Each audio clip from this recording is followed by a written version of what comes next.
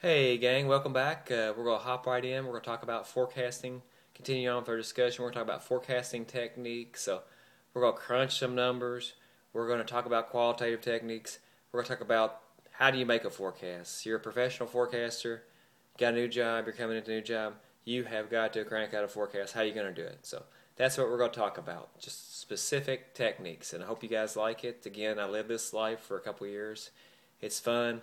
It's an independent style job. You've got a lot of control over factors and a lot of pressure, but it's a good job. So if you ever have a chance to be a forecasting person, you'll be a valuable asset to your company, and you will be one of the most criticized people in your company. But at the same time, you'll have a lot of control too. So it's pretty neat.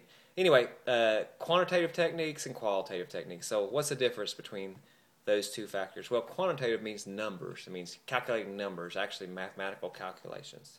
That's quantitative, a forecast based on numbers. Qualitative techniques are forecasts based on words, stuff like opinions. You might have a panel. We'll talk about stuff in great detail later on. How do you make a qualitative forecast? Well, it's more than just someone making an opinion. Sometimes it's an opinion. Sometimes there's some other ways to come up with a qualitative forecast. So one of the basic concepts of APICS is, you'll see with forecasting, is you're continually you're using quantitative and qualitative together. Those are the best forecasts, right? Sometimes maybe when you have very stable demand, a quantitative forecast might be better. Sometimes a qualitative forecast might be better for a new product introduction, but really both of them have to marry, and you have to use both most of the time to make an accurate forecast. So anyway, that's where we are. Some examples of quantitative forecasts. You got time series, which are based on the numbers themselves. You just say you take over a new job and you just have a monthly demand for each number. That's what you got. Well, that's all you need to do a time series intrinsic style. Now, causal forecast is multiple regression, linear regression. You're looking for a relationship.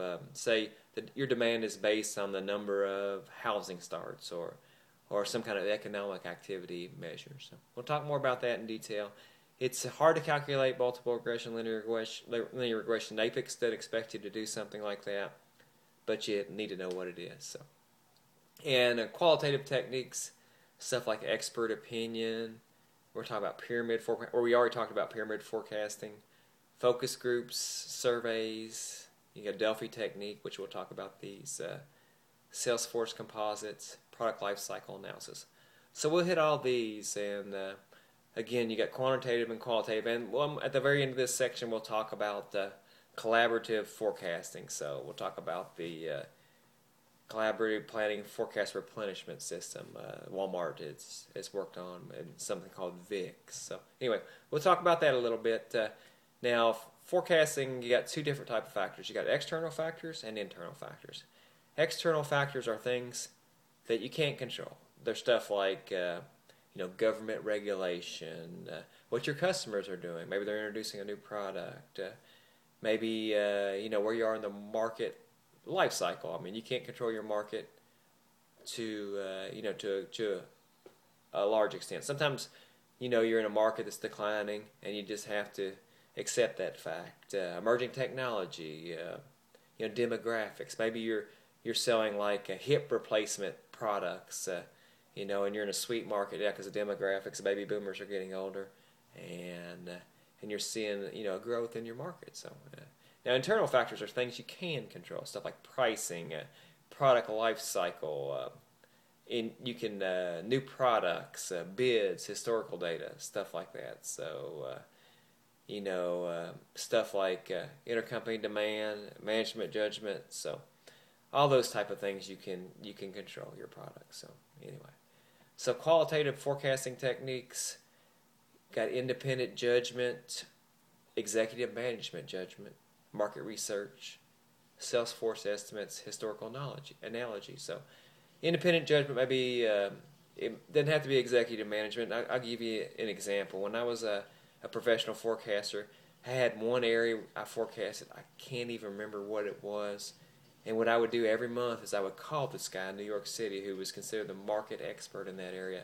I called him. He didn't know who I was in the world. I saw his name in the Wall Street Journal one time. I called him a few times to try to get his opinion, and he freely gave it to me. And I was lucky. I was just a kid at the time, but I got his independent judgment. I used it. I mean, he knew the market a lot better than I did. And now executive management judgment is just that. It's your president coming up with something. Maybe he or she, the buck has to stop somewhere.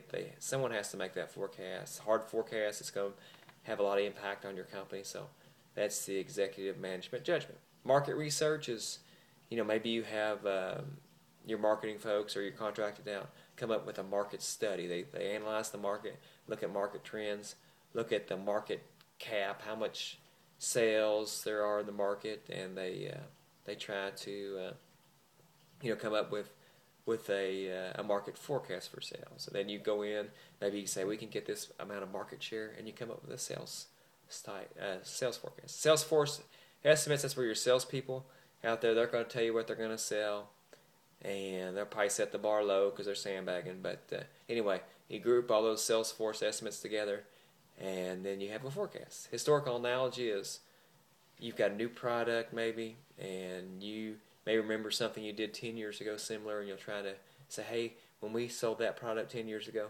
it took a while to catch on, so sales might be slow for a while. Or you might say it boomed out of the gate. We need to pump up our forecast early to be ready for the early demand. Anytime like a high-tech company introduces a new product, there's a lot of early adopters, and maybe your introductory phase will just jump almost right into growth and then mature pretty fast and decline pretty fast. So it's got a pretty short life cycle. Anyway, now a qualitative forecast is more than just someone coming up with an opinion, right? A lot of times they're supported by market research, data and numbers, surveys, statistical modeling, and intuition though too. So anyway, so that's some qualitative forecast techniques. And again, a slide I'm looking at right now, the role of judgment in forecasting. You're going to use quantitative and qualitative together, right? You might have a quantitative forecast that's reviewed by someone, and they're going to put their qualitative input on that forecast. So, you've got to use both together. That's the purpose of this slide, is just to say, hey, look, quantitative and qualitative methods have to marry up and be used together. So, now types of qualitative techniques, let's look at that. You're going to have independent judgment, executive management judgment, market research, Salesforce estimates, and historical analogy. So, independent judgment, we talked about that expert opinion. Executive management includes just a management kind of estimation, and the pyramid forecasting, which we did. And market research is like a focus group or a survey.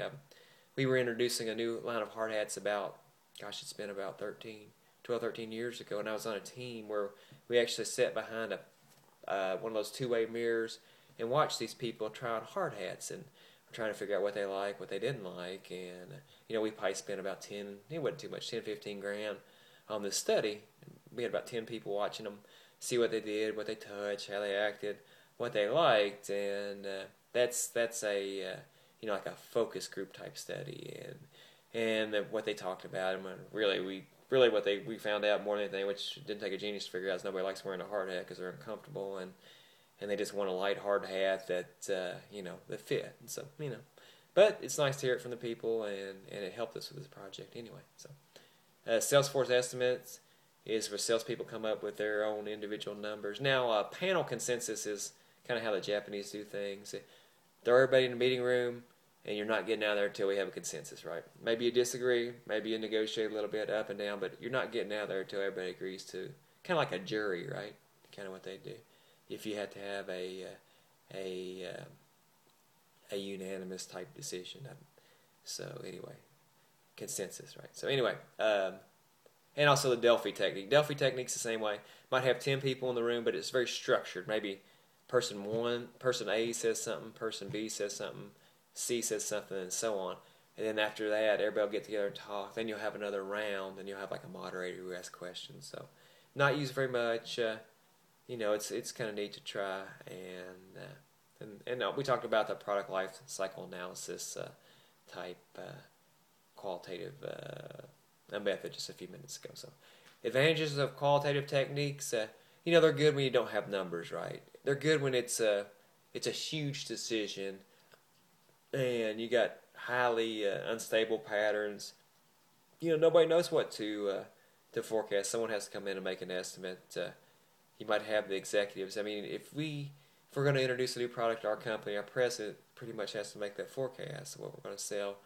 It's too big for us to make at our level, and he or she has to make it for us. And also, if you have to do a very quick forecast, then you can't have time to calculate all the numbers and data. So you have to make a quick forecast. You're on the spot. Bam. You just got to come up with some kind of intuition and make your best guess sometimes. So those are the advantages of qualitative. Now, disadvantages of qualitative techniques is just you just got someone guessing a lot of times, right? Bias, overconfidence. It's nice to have some data supporting. And what if the person making the decision just makes a bad decision, right? I mean, hey, it's nice to have some math behind it to support stuff. And also, there's a lot of peer pressure in making a forecast. I mean, can you imagine, some of the stuff we do? You got a project team that's been working for, 4 and 5 years on coming up with a new project. Gets up there. I mean, they're going to pump it like crazy. They've got to have a high forecast, high expectations. A little bit over the top almost. It's always over the top because they've been working for 4 or 5 years for it. They can't go out there and say this thing's a dog after working 4 or 5 years. So there's a lot of peer pressure involved, and that's a disadvantage of qualitative techniques. So quantitative. Let's talk about numbers a little bit.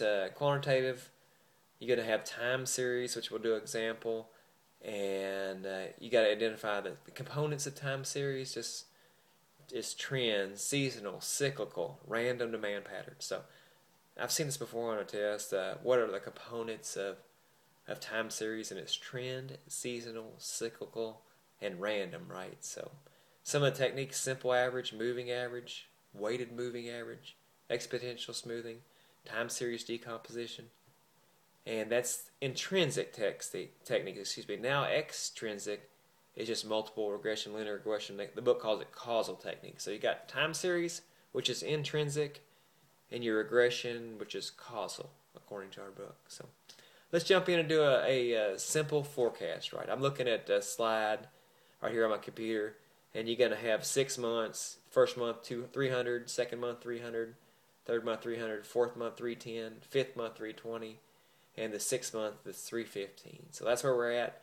You want to do a simple 2-month forecast. You're in month 6, right? So you take 4 and 5 month, you add 310 plus 320, your forecast is 315. Right? Simple average, no problem there. Now the next one, you've got to have, you move on to the next month, and you go do another 2-month forecast. You got the past of 320 and the current's 330. So you add those two numbers divided by 2, and your forecast is 325. So no problem, right? Simple forecast. Average, averages, no problem with that, right? So let's look at the next page, and you're going to see you've got your 5-month moving average on the top, and you're going to have that simple forecast on top. On the bottom, you're going to have the 5-month moving average. So the moving average means you drop off, whatever month 1 was, and then you go to the next month and you drop that number off. So you'll see here you've got the current month is month 5, and you got numbers 300, 300, 300, 310, and 320. So you take an average of all those numbers right there, and you get 306 is your forecast. So in current month 6, now you're going to drop off the 300, right? One of the 300s is going to go away, and you're going to add 330, and that's the new demand. So you're going to have 300 plus 300 plus 310 plus 320 plus 330 divided by 1, 2, 3, 4, 5. Okay, 5-month forecast. Divided by 5, and that's 312. So you're going to have, let's see here, 910. Let me do it on my calculators to make sure I'm telling you right. So you got 300, 300, 310. That's 910 plus 320 plus 330 divided by what? We're going to divide by 5. And you get 312, right? So that's right. That's your forecast, 312. So, and I'll publish these in our notes so you guys have the answer to these problems. So don't worry about them too much. So those are simple averages right there. Not too bad. And so the next thing we're going to talk about is exponential smoothing. And this is one topic that a lot of your ERP systems will automatically calculate this for you. You'll just have to have an alpha, right? Your alpha. So you got a new forecast equals alpha times your latest demand plus 1 minus alpha times your previous forecast. So that's the formula for exponential smoothing. You probably ought to commit that to memory. I've seen some questions on it in the past if you're going to take the test. And what does this really mean? Well, your alpha, you get to choose whatever you want it to be. If you choose a high alpha, you're going to be close to your latest demand. And if you're going to forecast close to your latest demand.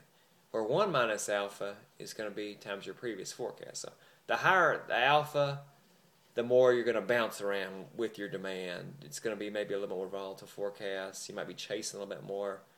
If you have a low alpha, then you're going to kind of a more of a stable forecast based on your previous forecast. So anyway, use actual demand in the latest period and previous. I'm just looking at the formula real quick. Nothing we didn't talk about already. And so anyway, you ought to know that formula. And they usually ask a question on what kind of alpha do you want to choose? Do you want to choose a high alpha, a low alpha? So those are the things that you're trying to do here. So anyway, let's look at this exponential smoothing forecast. You'll see on month 5 and 6 they put the simple average forecast up, and they calculate one out for you. So at the bottom they're going to have that forecast that has period 1 is 300, period 2 300. Period 3, 300, period 4, excuse me, is 310, period 5 is 320, and period 6 is 330. So they want you to calculate the forecast for period 7 using exponential smoothing. And again, this is something I'll post for you. So looks like alpha is 8, so you're going to have alpha times your latest demand, which is 330, plus 1 minus alpha, which is 0.2. times 306, and your new forecast is 325. So that's that right there. So again, just look at the next page. A low alpha gives less weight to the latest demand, and a high alpha gives a lot of weight to the latest demand. So if you have a low alpha, forecast does not react quickly to changes. Right, it's going to be more stable, your forecast. High alpha gives more weight to your latest demand, and you can use simulations using different alpha values to determine the best fit. So if you got a good ERP forecasting package, you can run a lot of historical data, and the historical data will show you what your alpha should be. So anyway, rules of thumb: if demand is random, just random with no low variability, then you want to keep your alpha low. If the demand shows a trend with volatility, then you don't want to chase your demand low and medium. If demand shows trend with low variability, then you want to chase your demand. You want a higher alpha. So that's that. So book gives you a problem 2.3, and they want you to calculate alpha. They want you to calculate September forecast based on exponential smoothing. So you'll see right here in this example, you got forecast at 200, 204, 211, 221, 160, and your actual is below that. So in this example, you want a 0.2 alpha, so you take 0.2 times 275,000 plus 0.8 times your actual forecast at 221, 160, and you get 231, 928 your answer. So that should be your answer for that gray box that says September. Now, it has another question. Number 2, demand for consumer product appears to be random with low variability. Would you recommend a high, medium, or low alpha for an exponential smoothing forecast? So what would you do? So the forecast is quite volatile and does not show a trend. Using a low alpha will give more weight to previous forecasts, and it's not chased, right? So that's probably your best alternative there, right there. So question 3. If demand shows a definite declining trend, should you consider using a high, medium, or low alpha? Well, you probably ought to use a high alpha. You got a declining trend. You're chasing a little bit, but if you're having a steady trend, you want to forecast toward that trend, and a high alpha is the way to go on that. So that's exponential smoothing. It's a fairly popular subject I've seen for tests. I don't want to jinx you guys in the past if you are taking tests, but the next page I'm looking at is a time series decomposition, and you see you're trying to find a trend line. So the example I'm looking at has 8 periods, and I'll post this one too. But it starts out, the actual amount's 180, and in quarter 4 2008, the last demand is 475. That's the actual demand. So the trend that you're given is T. The trend is 161 plus 50 T. So in period 1, you got a demand of 161 plus 50 times 1, because you're in period 1, because the trend's 50. So that's 211. In period 2, you're going to have,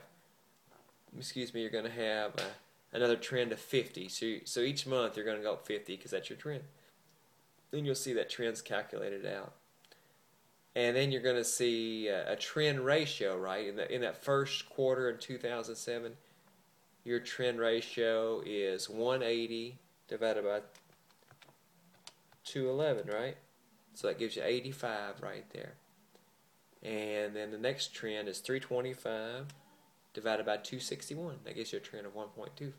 So now seasonality is calculated by taking the average of the quarters, right? You're looking at quarter 1. So you'll see the 0.77 there, and that is an average of 0.85 and 0.68. So if you take 0.85 plus 0.68, divide those by 2, that's 0.77. That's your trend for quarter 1. Now in quarter 2, you got a 1.25 plus 1.02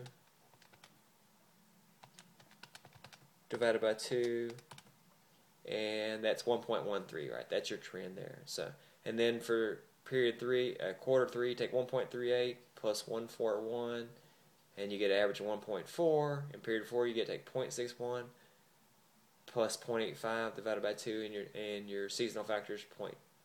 So that's how you calculate those. So your seasonal factor, calculate the trend adjusted seasonal factor for 2009, and you'll see if you had period 9 here, you don't, but if you do, you're going to have you're going to add 50 onto that trend. So you got 50 times 9 plus 161, multiply that times your seasonal factor, and you get 469. So again, you're having a trend of 50 each month plus 161, and your answer is 748 for quarter 2. So you go on and so forth like that. So I'll post these. You'll have them around in case you need them. Now, quantitative causal techniques, you're looking at time series data and causal. And causal is simple multiple regression, right? So we're going to look at it. That's the quantitative techniques for the causal technique. So when you now think of multiple regression, you think of something that has a clear trend.